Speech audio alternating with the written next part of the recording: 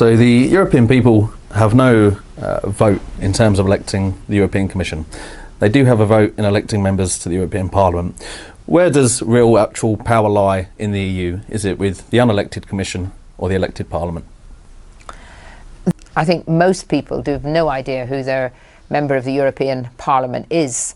They don't have a constituency as such. They have very large areas. London has 4 MEPs and they can be anywhere.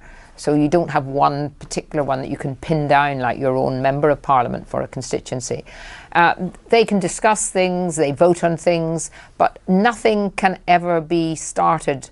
Legislation cannot start from the European Parliament. It's only the commissioners who have the power to introduce legislation and to change things. And of course, so many of the directives that go through and the regulations that we then are forced to take have got nowhere near the European Parliament. And I think the idea of such a large Parliament representing so many countries ever being really able to monitor and control what the Commission does is just impossible. It is not designed to act as a scrutiny body with any real power, and that's why it's the whole area of Brussels and the whole way it works, not just the expense that it is and moving to Strasbourg every month, costing thousands and thousands of pounds. All of that is just really shows to me that it's basically a dysfunctional body that is getting weaker and weaker economically, and something that we would be well off out. So the latest railway package from the EU will ensure that by 2019 all across Europe rail service will have to be open to privatisation and competition.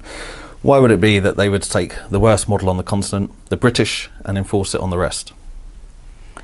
Well, again, this is a top-down decision because they're wanting an ever closer union and they want to see gradually an end to national borders. Everything that they want to do has to be about conformity. So they want everything to be the same, and they have chosen the model of privatisation because that is the way the European Union is going. It is no longer about workers and social Europe. It is about giving support to the global corporations and allowing for privatisation to be brought in, not voluntarily, but actually being forced to privatise. Now, at least when we have privatisation in this country, if we get a different government, they could say we want to change it. But Jeremy Corbyn has said he wants to renationalise the railways. Under the EU directives, that is going to be impossible. So the public have the choice. They either accept that they can continue to vote for members of Parliament who ultimately the government can then make the decision based on what they've been elected on, or they vote to stay in the European Union and see increasingly the power of the British Parliament being eroded more and more, and the British people being basically ruled by unelected commissioners and by a court that can overrule our courts of justice.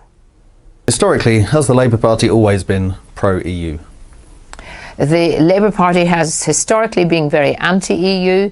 Even Jeremy Corbyn was elected on a manifesto in 1983 of leaving the common market. We had great Labour figures like Barbara Castle, we had Michael Foot, we had a whole range of Labour leaders who made it clear that they did not think the common market and the move towards ever closer union was in the interests of Labour, in the interests of working people. They have been proved right. Tony Benn has been proved right. Unfortunately, the mood shifted when we had the late years of Neil Kinnock being the leader, and then Tony Blair, and that has now got to the stage where there is a reluctance within the Labour Party to examine this issue seriously.